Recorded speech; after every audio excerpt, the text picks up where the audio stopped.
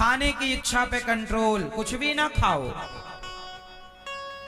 देखने की इच्छा पे कंट्रोल, कुछ भी ना देखो।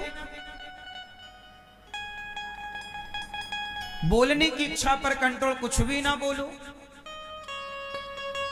सब चीजों पे ब्रेक। क्या होना चाहिए? बिना ब्रेक की गाड़ी लेना पसंद करोगे आप? शोरूम जाओ, भाई साहब एक गाड़ी दो ऐसी जिसमें ब्रेक ना हो, लेंगे आप लोग? बोलो। बिना ब्रेक की गाड़ी की कोई वैल्यू नहीं है, ऐसे बिना ब्रेक के इंसान की भी कोई वैल्यू नहीं है। बिना ब्रेक का रावण था, पुतले जल रहे आज तक। इसलिए आप देखना, इंद्रियों के ना घोड़े बढ़े, इनमें संयम के हरदम ये कोड़े पड़े। अपने रथ को सुमार्ग लगाते चलो, मन से गोविंद गोपाल।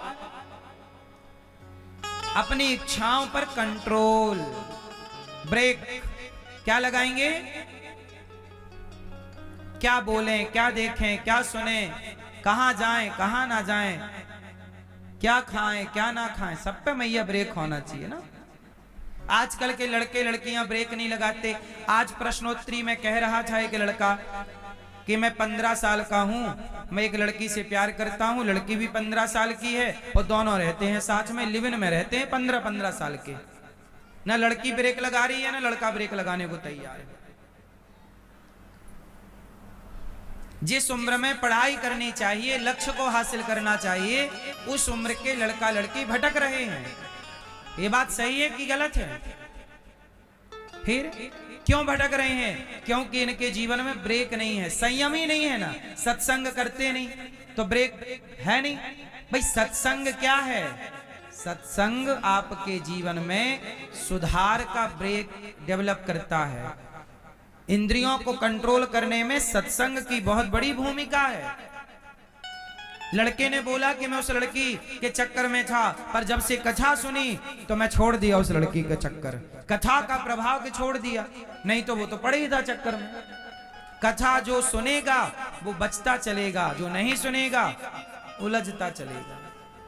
इसलिए सुदामा जी गरीब हैं, परीक्षाओं पर ब्रेक है, कोई कामना नहीं, केवल एक इच्छा है, कन्हैया तुम्हें एक नजर देखना है। एक ही कामना है, कौन सी? कन्हैया तुम्हें, प्रभु आपको देखने की, पाने की कामना, और कोई कामना नहीं। पुराने से कपड़े, कुचैलम मलिनम क्षामम, पुराने फटे वस्त्र पहनकर सुदामा जी भिक्षा मांगते, जो मिलता खुश रहते। पत्नी बोली आपके मित्र द्वारिकाधीश हैं, दर्शन कर आओ, खाली कैसे जाऊं, 4 मुट्ठी चावल लेकर सुदामा जी चल पड़े सुदामा जी मित्र से मिलने। अच्छा, आज का मित्र होता तो पहचानता नहीं,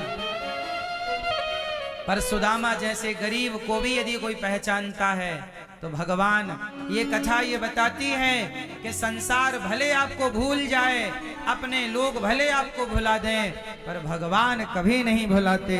इसलिए जो आपको नहीं भुला रहे हैं तो आप उन्हें क्यों भुला रहे हैं? सच बताओ, भगवान आपको भूलते हैं कि नहीं? जोर से। तो फिर आप क्यों भूल जाते हो? सुनो मेरी माँ, सुदामा जी 4 मुट्ठी चावल लेकर के चले। सुदामा जी जैसे गरीब कौन होगा?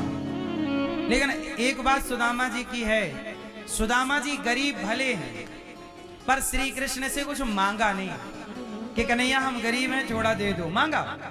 सुना आपने कभी कि सुदामा